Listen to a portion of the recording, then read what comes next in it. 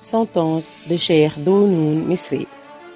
Celui qui accomplissait l'œuvre des prophètes, qui possédait à fond la connaissance de Dieu, qui marchait d'un cœur sincère dans la voie spirituelle des amoureux dans le domaine de la vérité. Cette gloire de la science juridique. Dounoun Misri, que la miséricorde de Dieu soit sur lui.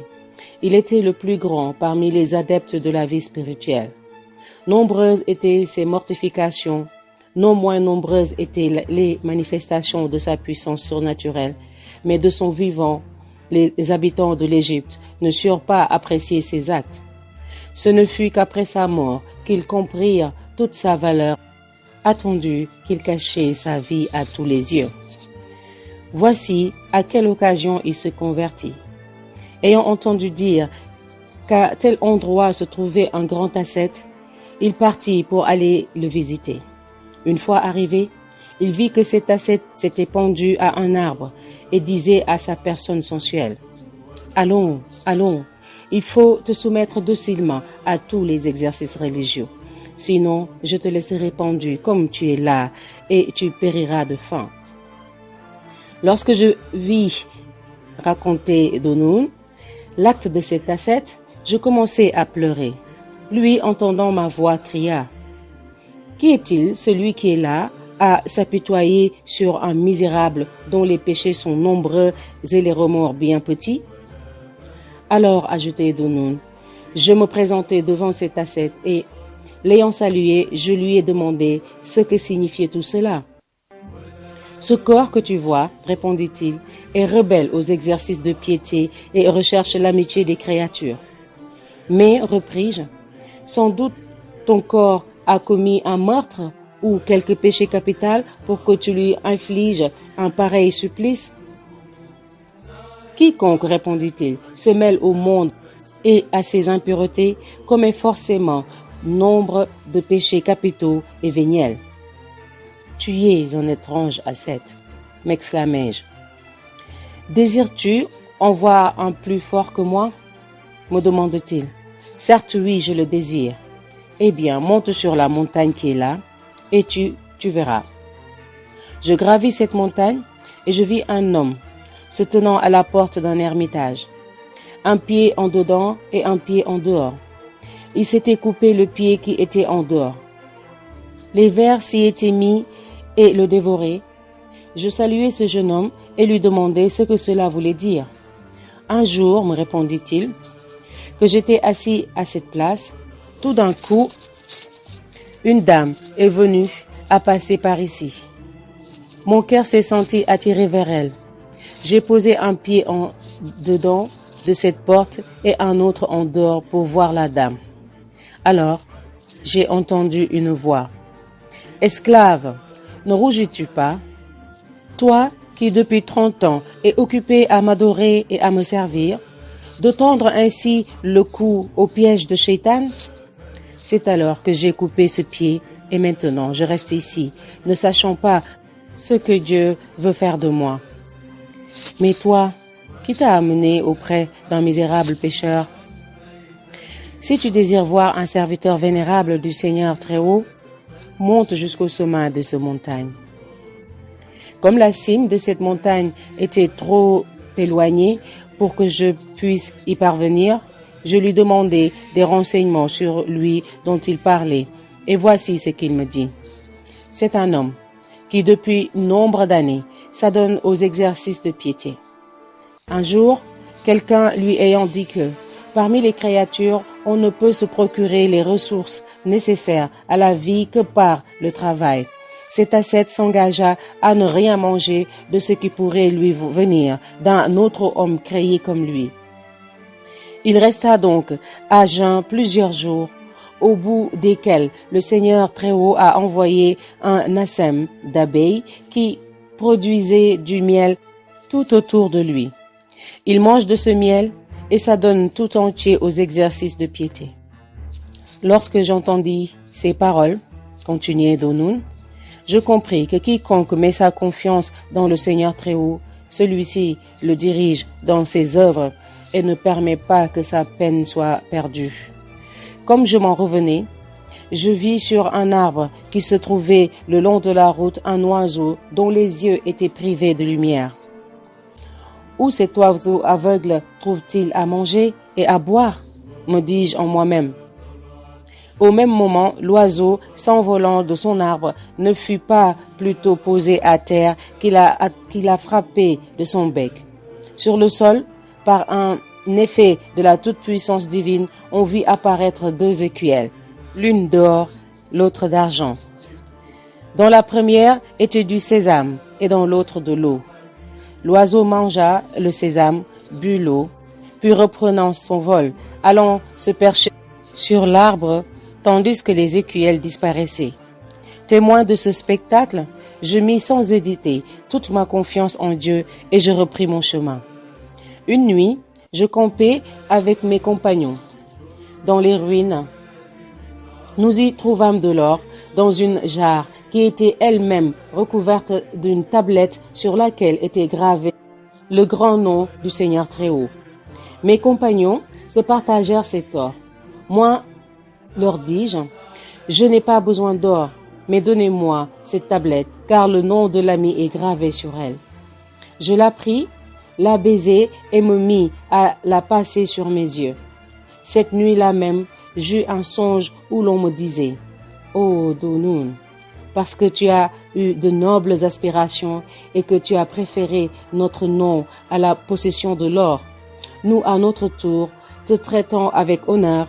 Nous t'avons ouvert la porte de la science, de la sincérité et de la direction spirituelle. » On raconte que Dunoon disait « Un jour, je vis un beau palais sur le bord d'une grande rivière où je faisais mes ablutions.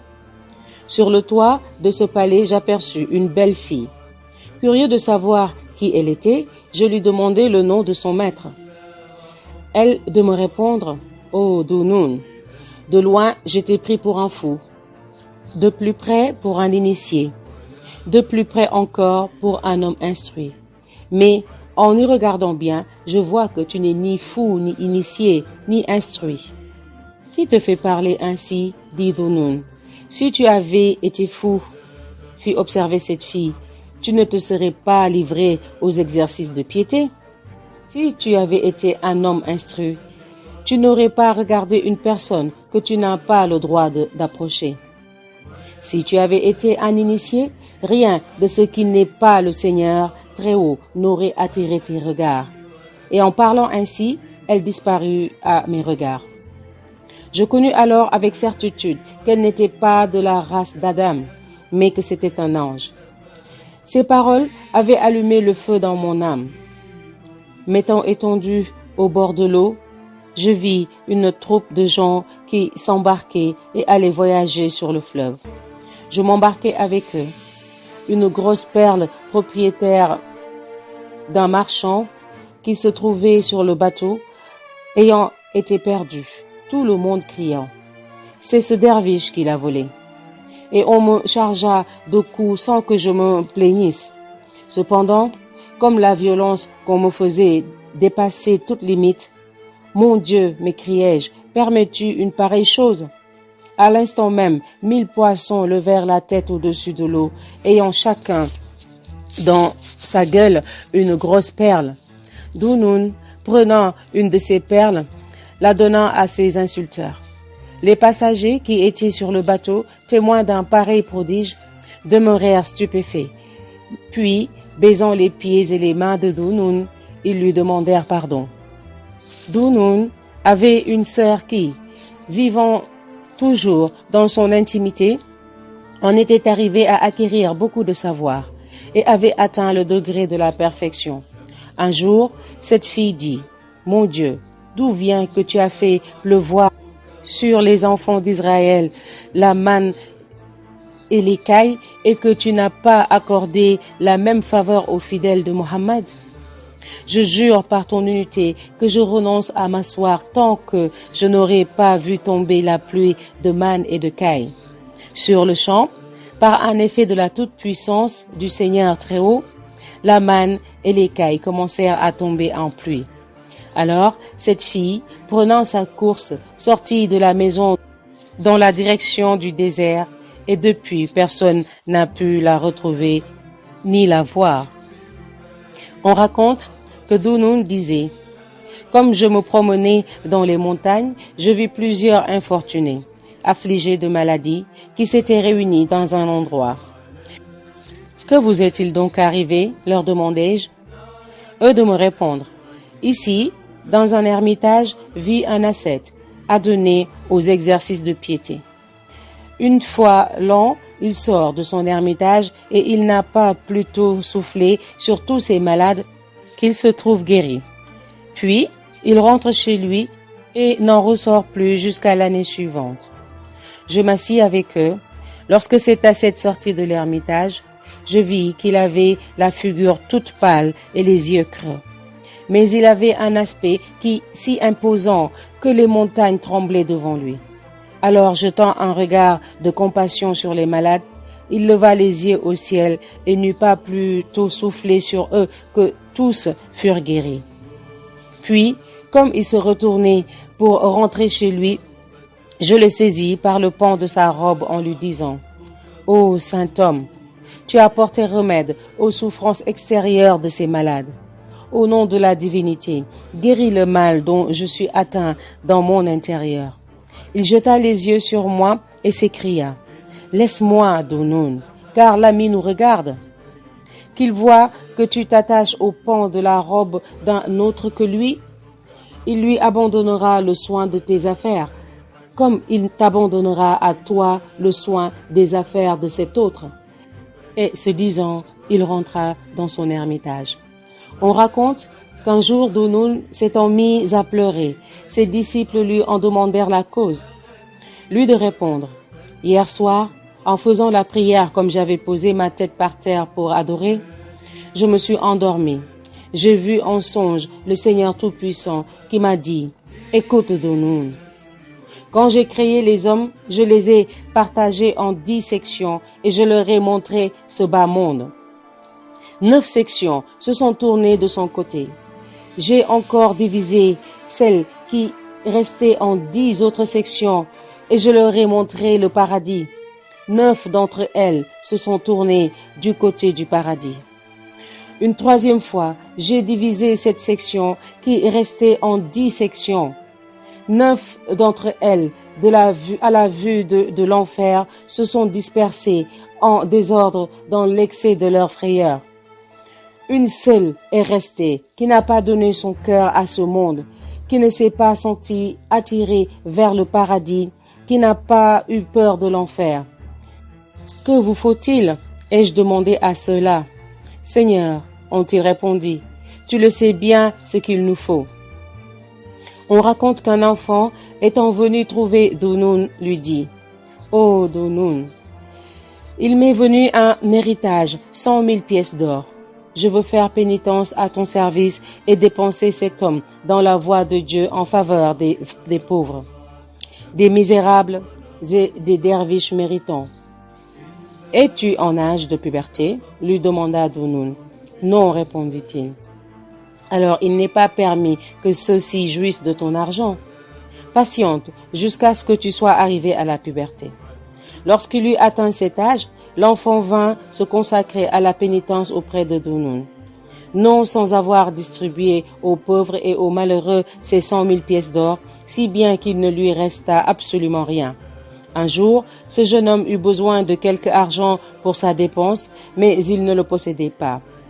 Plût au ciel, disait-il, que j'eusse de nouveau 100 000 pièces d'or, je les dépenserai au service de tous ces vénérables serviteurs de Dieu. Dunoon, en entendant ces paroles, comprit qu'il n'avait pas chassé de son cœur l'amour de ce bas monde et lui dit: va dans la boutique de tel droguiste et demande-lui pour un poule d'une certaine drogue. Le jeune homme rapporta cette drogue, que Dunoon broya à l'état de farine, qu'il pétrit avec de l'huile et dont il fit 3 boulettes. Il les perça par le milieu avec une aiguille et, les prenant dans sa main, il n'eut pas plutôt soufflé dessus une fois qu'elles se changèrent en 3 morceaux d'hyacinthe rouge d'une incomparable beauté. Dunoon remit ces 3 hyacinthes au jeune homme en lui disant « Porte-les au bazar et fais-les estimer, mais ne les vends pas et reviens avec. » Le jeune homme les porta au bazar et quand il les eut fait estimer, il se trouva que chacune valait 1000 pièces d'or. Il ne les vendit pas et les rapporta à Dunoun. Celui-ci lui dit « Mets les hyacinthes dans un mortier, pile-les jusqu'à les réduire en poudre et jette-moi le tout à l'eau. » Le jeune homme, ayant fait ainsi qu'il lui avait été recommandé, Dunoun l'interpella. « Sache, jeune homme, que c'est au prix de leur âme que les derviches ont acheté leur pauvreté et que ce n'est pas pour un morceau de pain qu'ils en sont arrivés où tu les vois. » Le jeune homme, après ce qu'il avait vu, se réveilla du sommeil de l'inadvertance et arracha définitivement de son cœur l'amour de ce bas monde. On raconte que Dunoun racontait. Un jour, j'étais assis dans la mosquée et je disais, « Bien sot est celui qui, étant faible, va se mettre en procès avec un plus fort que lui. » Le fils du pédicha, entendant ces paroles, entra avec ceux de sa suite et me dit, « Que signifie cela ?» Moi de lui répondre, « L'homme est faible et le Seigneur très haut et fort. » C'est un acte d'infidélité que de vouloir plaider à sa cour. À ces mots, le prince changea de couleur, me demanda, « Quelle est donc la route qui mène à Dieu ?» « Il y a, lui répondis-je, une petite route et une grande route.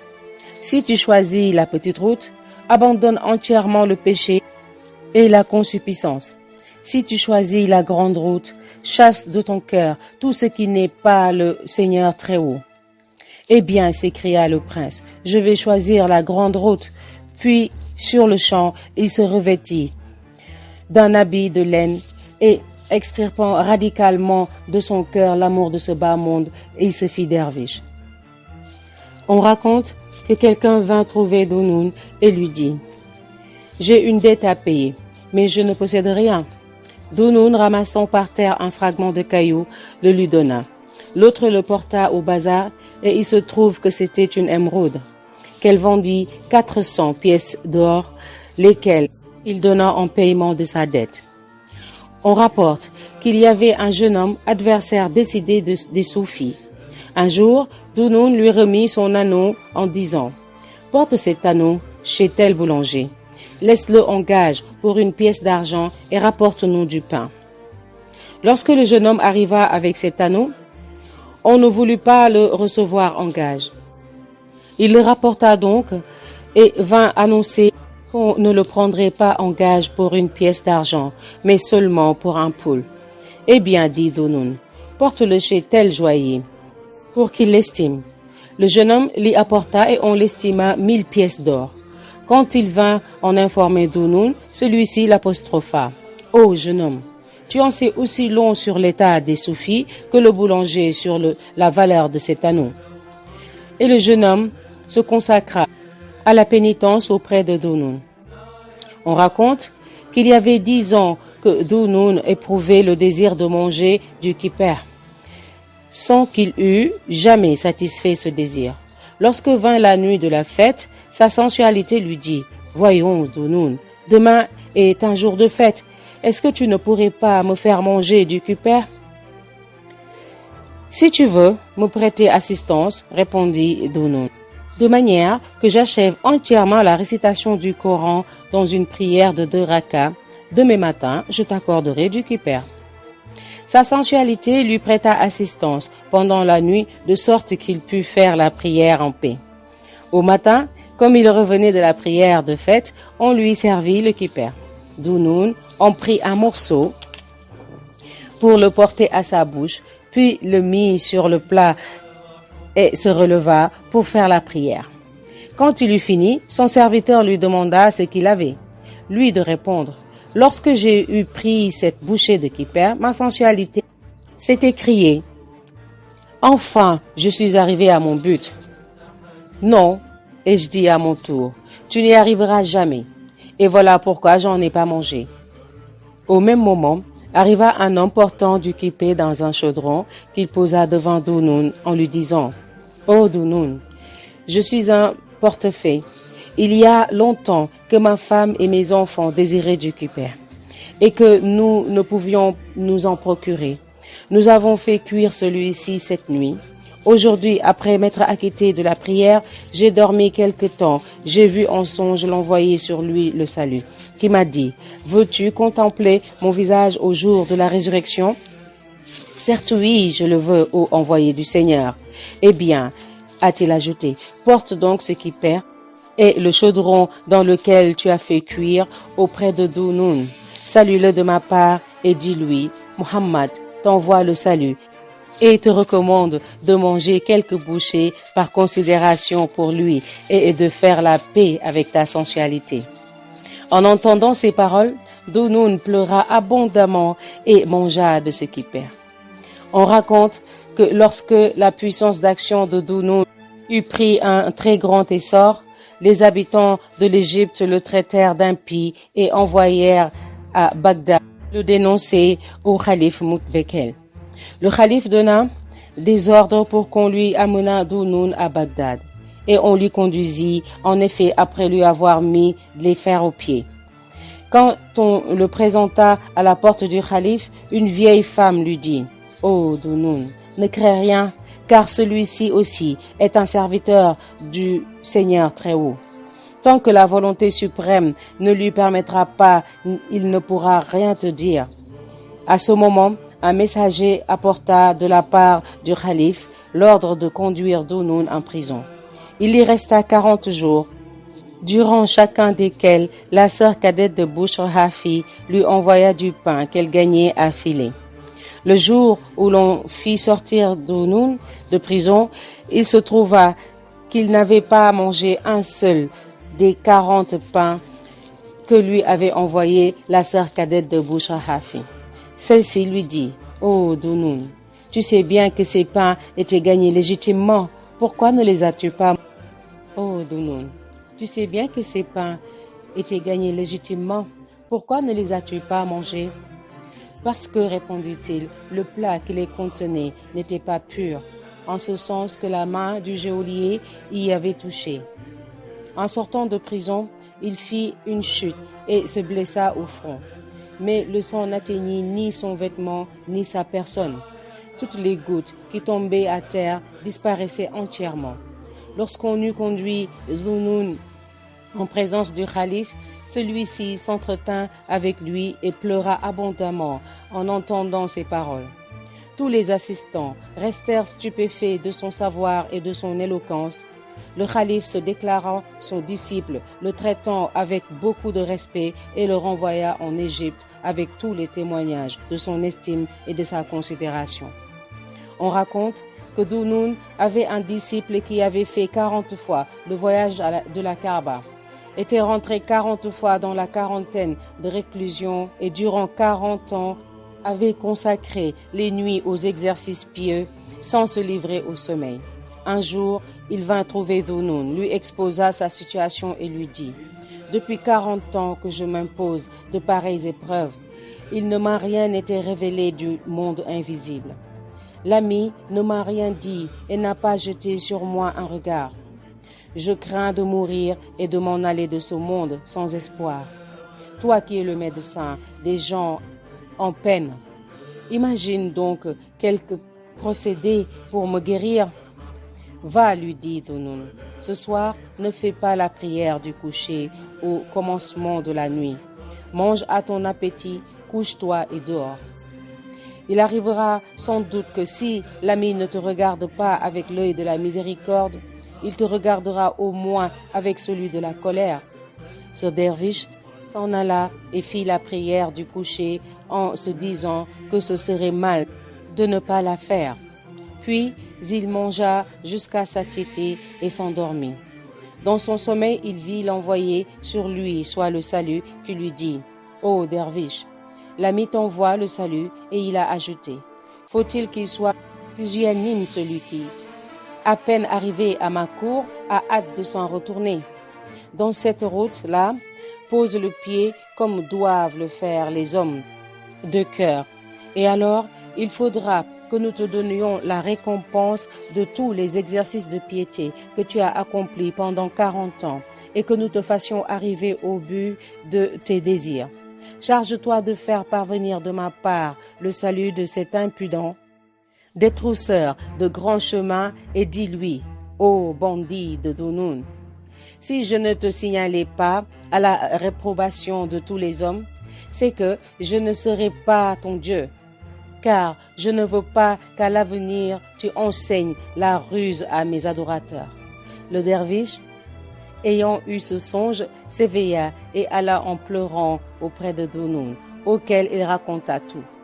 Lorsque Dunoon apprit que le Seigneur Très-Haut, après lui avoir donné le salut, l'avait traité de menteur et d'impudent, il pleura amèrement au milieu de sa joie.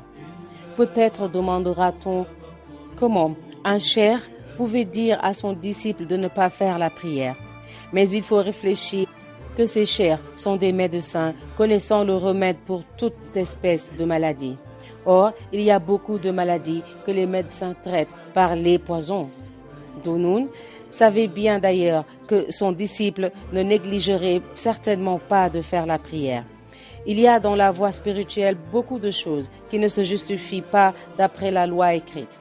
C'est ainsi que le Seigneur Très-Haut a donné l'ordre à Ibrahim, le prophète, sur lui soit le salut, de sacrifier son fils, quoiqu'il ne fût pas écrit dans les arrêts destins qu'il dut le sacrifier en effet, outre que, d'après la loi écrite, il n'est pas permis de tuer son fils. Quiconque, n'ayant pas atteint un tel degré dans la vie spirituelle, agirait comme Dunoon, commettrait un acte illicite et serait un être sans foi ni loi, car chacun dans ses actes doit se conformer aux décisions de la loi écrite. On raconte que Dunoon disait « Comme je faisais la promenade circulaire autour de la Kaaba, je vis un homme au visage pâle, au corps affaibli. « Es-tu véritablement épris ?» lui demandai-je. « Oui, répondit-il. »« L'ami s'approche-t-il de toi ?»« Certes, oui. »« Est-il bon avec toi ?»« Assurément. »« Grand Dieu !» m'écriai-je alors. « Quoi ? L'ami s'approche de toi ? Il est bon avec toi ? Et voilà que ton corps est si battu ?» Alors lui de m'apostropher. « Pauvre esprit, ne sais-tu donc pas que ceux dont l'ami s'approche sont les plus durement éprouvés? » On rapporte que Dunoon disait « Un jour, comme j'étais en voyage, j'arrivai à une plaine toute couverte de neige. Je vis un adorateur du feu qui y répandait du millet. « Ô infidèle, lui dis-je, pourquoi répandu-tu ce millet ?»« Aujourd'hui, répondit-il, comme il a neigé, j'ai réfléchi que les oiseaux ne trouveraient pas de grains et j'ai répandu ce millet pour qu'ils puissent le recueillir. Et puis, j'espère que le Seigneur Très-Haut aura peut-être pitié de moi. » « Le grain que sème un profane, fis-je observer, ne germe pas. Or, tu es un profane. »« Eh bien, reprit l'infidèle, si Dieu n'accepte pas mon offrande, du moins puis-je espérer qu'il voit ce que je fais ? » ?»« Assurément, il le voit, repris-je. »« S'il le voit, fit-il, cela me suffit. » Une fois arrivé au but du pèlerinage, je vis cet infidèle en train de faire le tawaf. Lui, de son côté, m'ayant vu, me reconnut et me dit « Oh Dunoon, le Seigneur Très-Haut, témoin de l'acte que j'accomplissais, l'a agréé. Le grain que j'ai répandu à terre a germé, car Dieu m'a fait don de la foi et m'a conduit jusqu'à sa maison. » En voyant ajouter Dunoon, je me sentis heureux et m'écriai « Oh mon Dieu, tu donnes le paradis à un infidèle pour une poignée de millets. » Alors j'entendis une voix qui disait « Oh Dunoon, la miséricorde et la générosité du Seigneur Très-Haut sont immenses. » On raconte que Dunoon avait un ami pauvre qui vint à mourir. Il le vit en songe et lui demanda quelle était sa situation. Celle-ci lui répondit « Le Seigneur Très-Haut m'a fait miséricorde en me disant « Je t'ai fait grâce parce que, quand tu étais dans ce bas monde, malgré ta pauvreté, tu souffrais patiemment, sans rien demander à personne. » On raconte que Dunoon disait « La santé du corps provient de la sobriété, comme celle de l'âme provient de l'abstention du péché. La connaissance de la philosophie ne saurait se rencontrer avec la satiété de l'estomac. Lorsque les hommes sont maintenus par la crainte, ils restent dans la bonne voie. Mais lorsque la crainte est sortie de leur cœur, ils s'égarent de la route, contractent amitié avec celui qui ne deviendra pas un étranger pour toi quand ta condition aura changé. Le signe visible de l'amour qu'on a pour le Seigneur très haut, c'est la fidélité à suivre les traces de l'envoyé, sur lui soit le salut, et à conformer tous ses actes aux prescriptions qu'il nous a laissées. Les ascètes sont les rois de l'autre monde et les initiés sont les rois des ascètes. Veux-tu donner une preuve visible de ton amour pour le Seigneur très haut? Laisse de côté tout ce qui te détournait de bénir son saint nom. Il y a 4 signes auxquels on reconnaît un cœur malade. Il ne sait plus apprécier la saveur des exercices de piété. La crainte du Seigneur très haut ne subsiste plus en lui. Il ne regarde plus ce bas monde avec l'œil de l'expérience. Il ne comprend plus rien aux paroles qu'il entend de la bouche des hommes doctes. Quiconque a atteint le degré de la fidélité au service de Dieu rejette loin de lui l'avidité. La passion de la concupiscence, la conversation du commun des hommes consiste à faire pénitence du péché. Celle des sujets d'élite consiste à faire pénitence de l'état d'incurie. Il y a pour chacune des parties du corps humain une pénitence qui lui est propre. La pénitence du cœur consiste à renoncer à la concupiscence et au désir illicite. La pénitence de l'œil consiste à le fermer quand il aperçoit quelque chose qu'il ne lui est pas permis de voir. Celle de l'oreille à se refuser aux mauvaises paroles et aux propos de la médisance. Celle de la main à s'abstenir de prendre ce qui lui est défendu. Celle du pied à ne pas être capable de se mouvoir pour une mauvaise action. Celle du ventre à ne pas être disposé à manger ce qui est illicite. Celle de la personne sensuelle à ne pas se laisser aller à l'adultère. Quiconque a dans le cœur un atome de l'amour du Seigneur très haut, si on le jette au feu et qu'on l'en retire ensuite, son amour n'en sera pas diminué d'une parcelle. Lorsque l'amour du Seigneur très haut entre dans un cœur, l'amour de ce bas monde et des créatures en sort en même temps. On reconnaît les hommes au cœur pur et sincère à 3 signes certains. Qu'on les charge de coups ou d'injures, l'un et l'autre leur sont également indifférents. Ils ne se souviennent jamais du bien qu'ils ont fait. Le mobile qui les fait agir n'est pas le désir des récompenses qu'ils recevront dans l'autre monde pour leurs actes.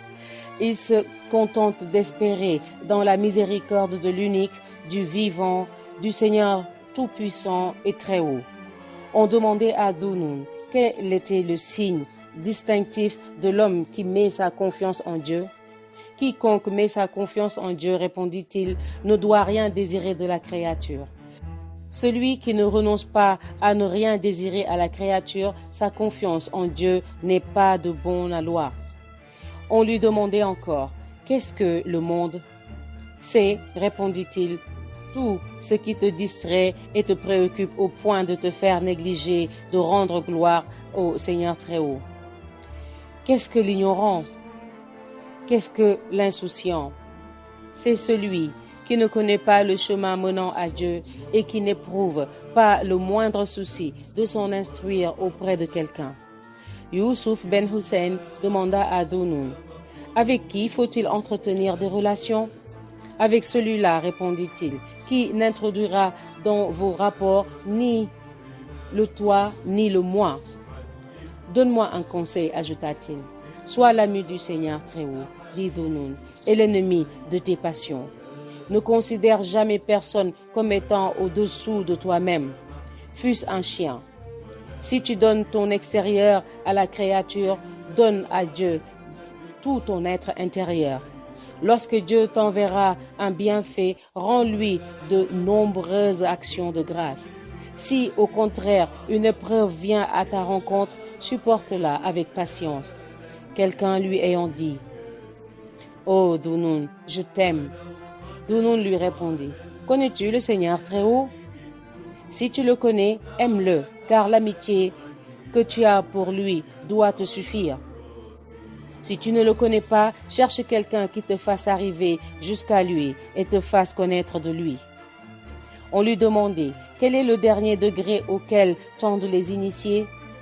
Le premier degré, répondit-il, est celui de l'ébahissement.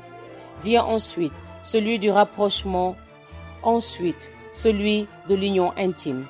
On raconte que, dans ces derniers moments, on demanda à Dhu Nun ce que souhaitait son cœur. Il souhaite, répondit-il, que s'il me reste plus qu'un souffle de vie, il soit consacré à bénir le Seigneur très haut. Et il rendit le dernier soupir.